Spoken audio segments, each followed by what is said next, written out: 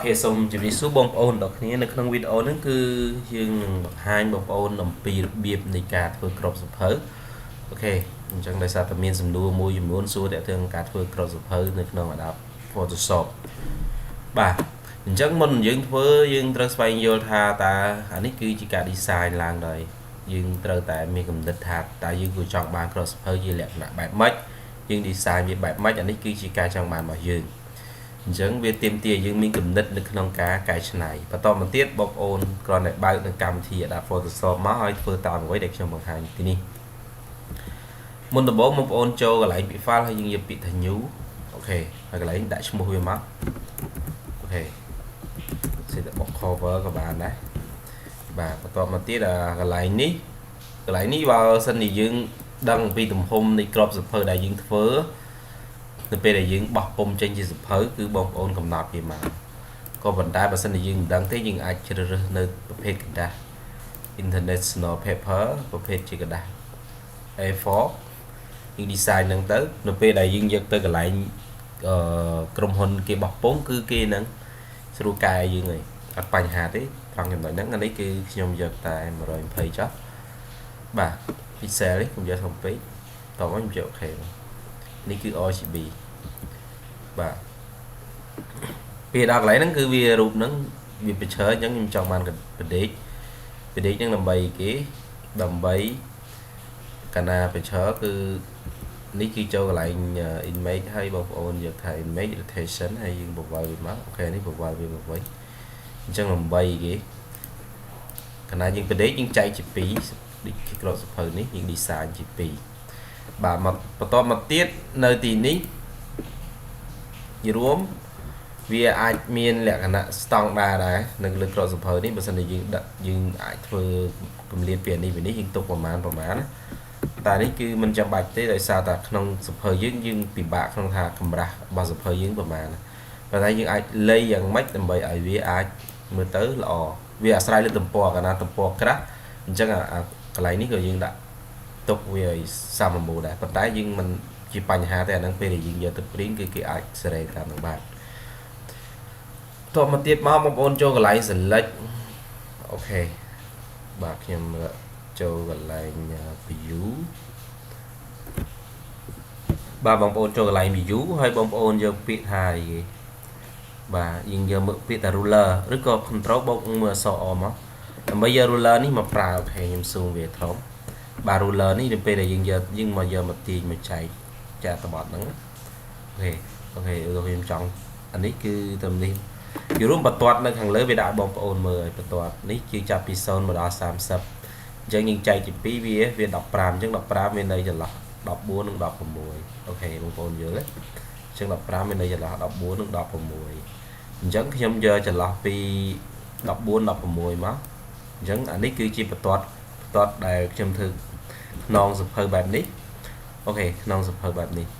ហើយផ្នែកខាងលើយើងអាចចាប់ទាញមកអានេះយើងទាញថាទុកផ្នែកខាងលើទុកប្រមាណគឺខ្ញុំយកត្រឹម2អូខេបងប្អូនអាចរំកិលវាឲ្យស្មើនឹង2វិញមកអានេះគឺខ្ញុំយកវាអូខេគឺអានេះវាមកក្រោមវិញពេលបងប្អូនស៊ូមមកលេខហ្នឹងគឺវារត់ដែរបងប្អូនឃើញអញ្ចឹងអានេះវាអាស្រ័យទៅលើសៀវភៅដែលយើងចង់ធ្វើថាយើងចង់ធ្វើវាបែបម៉េចតមកទៀតអានេះគឺខ្ញុំនឹងធ្វើលក្ខណៈពណ៌នេះបង្ហាញបងប្អូនតែម្ដងប៉ុន្តែយើងត្រូវសេអក្សរនេះសិនតែខ្ញុំចាក់ពណ៌នៅលើនេះសិនមុននឹងចាក់ពណ៌បងប្អូនចូលមកកន្លែងនេះដើម្បី create នៅ layer ថ្មីមួយអូខេចូលលេខ create layer ថ្មីមួយមកត្រឹមចាក់ពណ៌ទៅលើ layer ហ្នឹងយើងចាក់ពណ៌ដោយប្រើប្រាស់អានេះក៏បានដែរចូលកន្លែងហ្នឹងមកហើយបងប្អូនជ្រើសរើសពណ៌មកយកពណ៌ក្រហមចុច OK មកចាក់ពណ៌នៅលើវាបងប្អូនចុច backspace មកវានឹងចាក់ពណ៌នៅលើហ្នឹងហើយអូខេbackspace បន្តមកទៀតពណ៌នេះពណ៌ខាងលើនេះគឺពណ៌ខ្មៅអូខេអានេះឆ្នូតនេះខ្ញុំអាចដាក់ឆ្នូតពណ៌សមកដល់ទីនេះក៏បានដោយសារឆ្នូតហ្នឹងវាមានកម្រាស់រាងក្រាស់ហ្នឹងយើងលក្ខណៈយើងច្នៃប្រឌិតវាអូខេអានេះគឺគេអាចដាក់ថាជា brand name របស់យើងបោះពុម្ពអីអានេះគឺយើងច្នៃបន្តទៀតតោះមកយើងចាប់ផ្ដើមច្នៃវាឥឡូវខ្ញុំចាប់ផ្ដើមឲ្យបងប្អូនបាទតោះខ្ញុំចាប់ផ្ដើមគូសខ្ញុំអាចយកអានេះមួយក៏បានដែរ ok giờ này mỗi đầm bầy chưa được bỏ vậy bạn ấy cứ min tuần tì nhưng giờ đây chỉ có mà giờ này cứ xem được bỏ máy ok anh ấy dừng chạy được bỏ máy tí không ok thế còn mà tiếp nhưng giờ về một con là tí này ok bà mình tái anh ấy mới tới vì sao anh ấy bà sinh gì dừng mới tới được vì tàu pet còn đấy cứ ok anh ấy phim chập tiền mặc áo phải bị thông đi kế anh ấy cứ chơi control sau thì mất ngại xin là chập tiền như là tò mò anh ấy dùng trả lời là giờ đi với làm bài mờ biết ok nhưng enter làm bài đặt xin lại chơi ok anh ấy cứ bạn anh ấy cứ bán tò mò vì channel poso ní nhưng trong này không biết dùng tiền nhập channel poso nào thì đi bán chẳng channel poso ní bông ôn ai giờ ní mà cú của bạn này anh ấy lẹ nè này cả cái này mình tràn rất có ok nhưng aiประกาศเลยgiờทำไมมวยต่อมาខ្ញុំgiờនេះដើម្បីធ្វើការ select យកលើនេះហើយបន្តមកខ្ញុំឆ្លើយនៅលើ layer ដែលខ្ញុំបានបង្កើតមិញនេះខ្ញុំ zoom មួយធំបន្តិចបាទបន្តមកខ្ញុំចាប់ផ្ដើម select ពីនេះមកនេះអូខេ select ពីនេះខ្ញុំ select ប៉ុណ្ណឹងបន្តមកខ្ញុំចាប់ផ្ដើមចាក់ពណ៌សលើវាខ្ញុំចូលនេះមកខ្ញុំ select លើពណ៌សខ្ញុំចុចអូខេតបងប្អូនចុច alt backspace មកអូខេចាក់ពណ៌សនៅលើនេះតបចាក់ពណ៌សលើហ្នឹងខ្ញុំ control អក្សរ D ដើម្បីដាក់ select ចេញ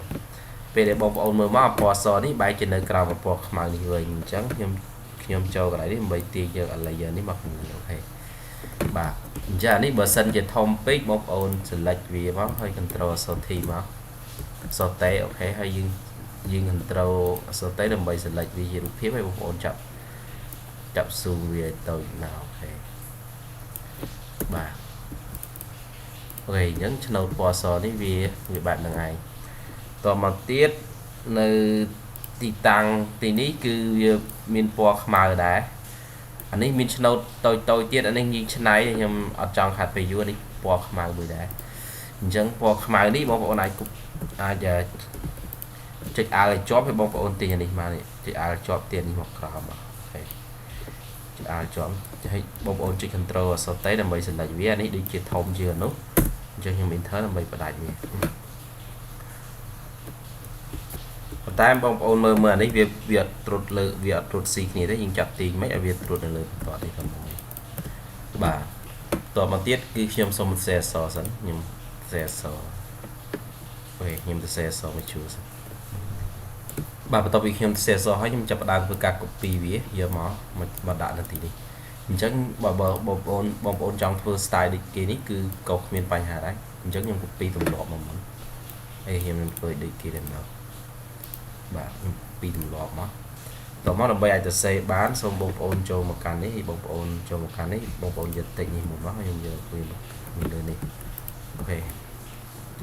បាទបងប្អូនបដើបាទខ្ញុំយើងយកមកចុចលើហ្នឹងមកខ្ញុំផាសតិចនេះមកអូខេ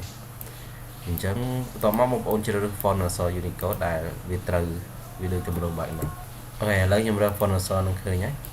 បាទបន្តមកទៀតនេះគឺខ្ញុំទាញវាមកដាក់ខាងនេះមួយមកបាទបន្តមកទៀតគឺបងប្អូនទៅសេលេខ7យ៉ាងដ៏មានប្រសិទ្ធភាពអញ្ចឹងលេខ7ខ្ញុំមិនចាំបាច់ទេខ្ញុំបងប្អូនចុចឲ្យជាប់មកខ្ញុំទាញអានេះមកដាក់កន្លែងនេះមួយទៀតអញ្ចឹងយ៉ាងដ៏មានប្រសិទ្ធភាពនេះខ្ញុំមើលគេឆ្នៃមិនបាទយ៉ាងដ៏មានហ្នឹងគឺគេដាក់ខាងលើអូខេបន្តមកខ្ញុំបាទខ្ញុំ copy វាយកមកដាក់ហើយខ្ញុំផាសវាអូខេបាទអញ្ចឹងនេះគឺយើងយក move tool នេះដើម្បីចាប់ទាញវាអូខេបាទបន្តមកកន្លែងនេះគឺខ្ញុំ copy នេះទៀតបាទបើយើងចង់ធ្វើដូចគេវាប្រសិទ្ធភាពសម្រាប់ UI អូខេចឹងប្រសិទ្ធភាពគឺគេដាក់មកជួរតបពីនេះចុច R ជាប់ចាប់ទាញនៅលើមកបាទតោះខ្ញុំយកវា select ត្រឹមនេះខ្ញុំផាសវាមកអូខេបាទខ្ញុំយក move tool ចាប់ទាញវាមកនេះយើងសេរីបន្តទៀត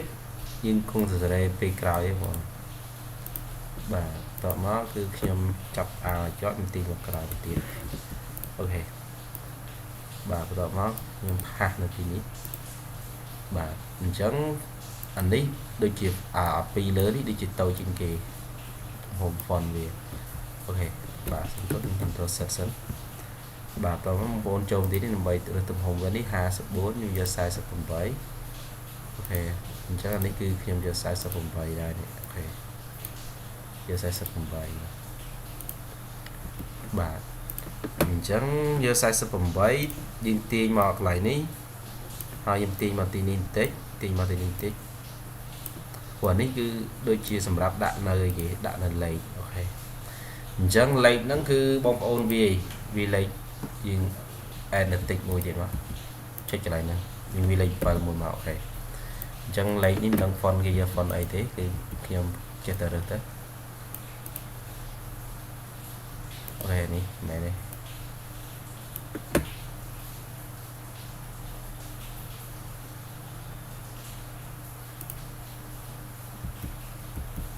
អូខេនេះខ្ញុំយក font អញ្ចឹងចុះអញ្ចឹងនេះគឺខ្ញុំចាប់ទាញវាខ្ញុំដាក់កន្លែងនេះឬបងប្អូន control អក្សរ T មកយើងអាចចាប់ zoom វាចេះបានអូខេខ្ញុំទាញខ្ញុំដាក់កន្លែងនេះអញ្ចឹងអានេះគឺខ្ញុំយើងដាក់តូចអូខេអានេះគឺខ្ញុំយក36មើលបាទយក36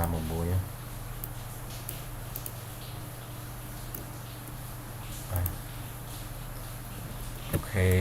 អញ្ចឹងយើងអានេះទាញស្រួលវាទៅដាក់បាត់ control set បាទមកជួយតែអញ្ចឹង enter សិនអូខេទៀតនេះមកដាក់កន្លែងនេះសិនមកញ៉ៃពេកចុច control អក្សរ A មក select វាទៅអស់លឿនជាងអូខេអញ្ចឹង move to ខ្ញុំប្រើនៅលើ key តែម្ដងហើយខ្ញុំទាញលេខ7មកដាក់ទីនេះតោះមកខ្ញុំអាចឆ្នៃលេខ7នេះអូខេអញ្ចឹងលេខ7នេះខ្ញុំអាចឆ្នៃវាខ្ញុំ search នៅ layer នេះខ្ញុំចូលកន្លែងនេះដើម្បីដាក់ឲ្យវាលក្ខណៈព្រាឬសម្មាលមកទៅវាអាចតាក់ទាញអូខេអញ្ចឹងនេះគឺខ្ញុំឲ្យវាជះសម្មាលមកខាងនេះអញ្ចឹងនេះគឺយើងសេរីសម្មាលនៅទីនេះឲ្យវាខ្លាំងបានព្រាក៏បានទេ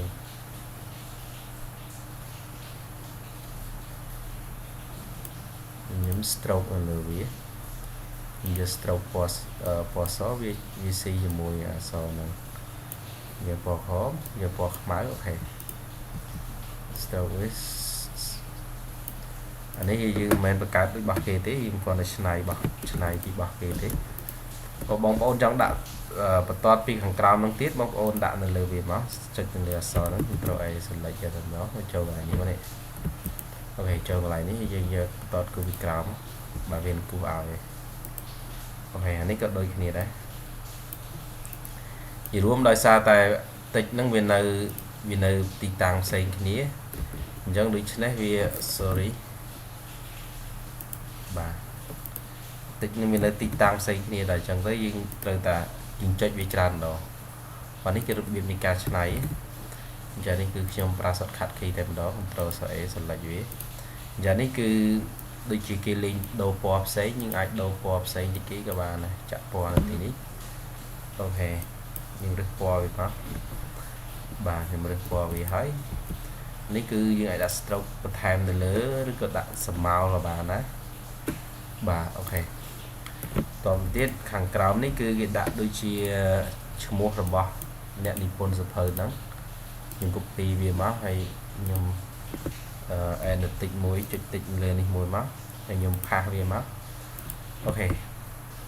ទៅទៀតខ្ញុំ Ctrl A ដើម្បី select លើអក្សរហ្នឹងខ្ញុំយកពណ៌សអូខេតទៅមកខ្ញុំអានេះគឺយើងចូលទីតាំងចូលទីតាំងកន្លែងនេះដើម្បីយកអក្សរធំទាំងអស់បាទបន្តមកទៀតនេះយើងអាចរើស font អក្សរនៅទីនេះក៏បានដែរបាទមើលសិនអូខេ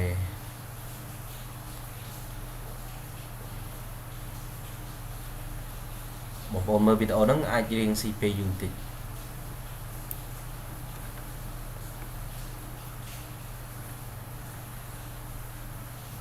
ឥឡូវបាច់ចង់ខ្វល់ច្រើនទេ font អក្សរហ្នឹងយើងបងប្អូនរកខ្លួនឯងមកហើយនេះគឺខ្ញុំចាប់ទាញមកដាក់ទីតាំងនេះ តមកទៀតខ្ញុំចង់សេអសបដេកនេះសេមកខ្ញុំ copy អសមកជួរនេះមកវិញអូខេខ្ញុំ copy អសមកជួរនេះមកវិញតមកទៀតខ្ញុំចុចតិចមួយនាទីនេះចុចនៅលើទីនេះមួយមកហើយបងប្អូន click មកស្ដាប់ផាសវាមកអូខេតមកយើងជ្រើសរើស font សម្រាប់វាដែរមកបាទយើងមើលតែ font ណាដែលមើលទៅអាចនឹងល្អហើយទាក់ទាញអូខេ font Unicode បាទច្រើនពេកហើយអូខេខ្ញុំយក font នេះចាស់តទៅទៀតបងប្អូនគ្រាន់ប្រវល់លើវាចុចលើលេខយ៉ាងហ្នឹង Ctrl អក្សរ T មកដើម្បី select លើវា click មកស្ដាប់នេះបងប្អូនយកប្រវល់វាមកបាទនេះប្រវល់មិនខខ្ញុំប្រវល់សាថ្មីអូខេនេះមុំប្រវល់វាបាទបន្តមកទៀតគឺកន្លែងហ្នឹងគឺខ្ញុំចុច enter តមកហ្នឹង Ctrl អក្សរ T ដើម្បីយើង zoom មកផ្ទៃនេះទៅឲ្យបងប្អូនចុច CR ឲ្យជាប់ហើយបងប្អូនបរួមវាមកនេះអូខេរួមហើយយើងចាប់ទាញវាមកដាក់នៅមកបន្លោះហ្នឹងមកអូខេបាទយើងចាប់ zoom វាដាក់មកបន្លោះនេះបាទហើយខ្ញុំចុច LK មកកើវាតមកទៀតឈ្មោះអ្នកនិពន្ធខ្ញុំឆ្នៃខុសពីគេឈ្មោះអ្នកនិពន្ធគឺខ្ញុំយកមកដាក់ខាងលើនេះអូខេខ្ញុំដាក់ឈ្មោះអ្នកនិពន្ធនៅខាងលើនេះបាទត្រសអេយកតូចបានហើយត្រស T នៅលើហ្នឹង click មកស្ដាំយក90ដឺក្រេតទៅទៀតខ្ញុំចាប់ទាញដាក់កន្លែងនេះតោះខ្ញុំចុច CR ជាប់ zoom វាយើងបាច់ចាំដូរ font ច្រើនដងហើយខ្ញុំចាប់ទាញនេះមកដាក់កន្លែងនេះអូខេបាទអានេះឈ្មោះកន្លែងនេះគឺយើងអាចចង់ដាក់ពណ៌ខ្មៅក៏បានដែរបងប្អូនបើសិនជាវាខុសដាក់ទៅតាក់ទាញហ្នឹងពណ៌ខ្មៅក៏បានដែរតមកទៀតអានេះគឺអត្ថន័យខាងក្រោយនេះយើងដាក់បោះពុំឬក៏កូដខ្ញុំសូមបញ្ជាក់ផងដែរថាកូដនេះគឺយើងមិនមែនចេះតែដាក់ទេប៉ុន្តែនៅប្រទេសកម្ពុជាយើងគឺចេះតែដាក់ហ្នឹងទេប៉ុន្តែបើយើងធ្វើយកម៉ាស៊ីន scan មកអានេះ scan មកអត់ចេញទេដោយសារកូដនោះគឺអត់ទទួលស្គាល់ជាលក្ខណៈអន្តរជាតិទេខ្ញុំសាក scan លើសភៅជាច្រើនណាគឺអ្នកខ្លះគេចេះតែដាក់រួមលើទីផ្សារយើងក៏អត់មានកូដហ្នឹងសម្រាប់បង្ហាញយើងដែរតមកទៀតគឺអានេះបើយើងធ្វើតាមដូចគេបងប្អូនចូលកន្លែងនេះមកនេះដើម្បីតម្រង់ style ណាមួយចូលវាមកគូសអាហ្នឹងមានគ្រប់ប្រភេទទាំងអស់ខ្ញុំយក rectangle ដូចគេមកឬក៏បងប្អូនយកនេះមកគូសក៏បានដែរអូខេនេះគឺច្រើននៅខាងក្រោយសភៅអញ្ចឹងគេទៅសេអត្ថន័យបញ្ជាក់បន្ថែមអញ្ចឹងអូខេអញ្ចឹងយើងដាក់មកអញ្ចឹងមកហើយអានេះបងប្អូនអាច select ឬពណ៌អូខេពេលយើងចូលកន្លែងនេះបងប្អូនចូលមកកន្លែងនេះវិញមកអូខេចូលកន្លែងនោះវិញមកវាឲ្យខាងលើនេះឬពណ៌សម្រាប់ឬពណ៌មកចាក់នៅលើហ្នឹងអូខេតទៅទៀតបើសិនជាបងប្អូនចង់គូសអាហ្នឹងមួយទៀតឬក៏យើងគូសត្រីយើងគូសចាក់តកោណកែងនៅលើទីនេះដាក់ពណ៌សឲ្យវាផ្សេងពីនេះយើងមក select គូសនៅទីនេះមកតមកបងប្អូនរើសពណ៌អូខេខ្ញុំរើសពណ៌សបាទនឹងរួចរាល់តមកទៀតនៅកន្លែងទីនេះរួមអានេះគឺលក្ខណៈនៃការច្នៃសិក្សាតែម្ដងនេះគឺបើសិនជាយើងធ្វើគឺការច្នៃសិក្សាតែម្ដងនេះគឺអាចសរសេរអក្សរបន្ថែមហើយកន្លែងនេះក៏យើងអាចដាក់អានេះដូចគេដែរ add ដូចគេដែរហើយនេះគឺជារឿងងាយស្រួលទេវាអត់មានអីជាការលំបាកទេអញ្ចឹងអានេះគឺយើងចង់គូសរូបនឹងបន្ថែមនេះគឺយើងយកអានេះមកនេះ polygon នេះតមកទៀតហើយនេះមិញវាប្រហែលជ្រុងយើងចង់បានចំនួន8ជ្រុងក៏បានចុច8 enter វាមកបងប្អូនយកវាមកគូសមកអូខេអានេះយើងចង់បានជ្រុងគឺបានប៉ុណ្ណឹងខ្ញុំ zoom វា Ctrl T ហើយចុច CR ឲ្យជាប់ដើម្បីកុំឲ្យវាអូខេខ្ញុំ enter មកនេះវារួមតូចប៉ុន្តែនេះដូចច្រើនជ្រុងជាងបោះជើងអូខេអញ្ចឹងអានេះគឺខ្ញុំធ្វើសារថ្មីខ្ញុំចូលកន្លែងខ្ញុំ delete វាចាស់អូខេបាទនេះអូខេយើងចូលកន្លែងនេះហើយបងប្អូនចូលយករូបនេះមកយករូបនេះវិញហើយកន្លែងនេះគឺខ្ញុំយក20ជ្រុងតែម្ដង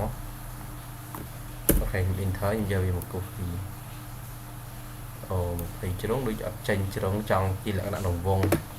ok này cứ nhom đi chạy lục đi chào tao mà nhom giờ về cú sắp mày và này cứ nhom giờ rồi ta về một cú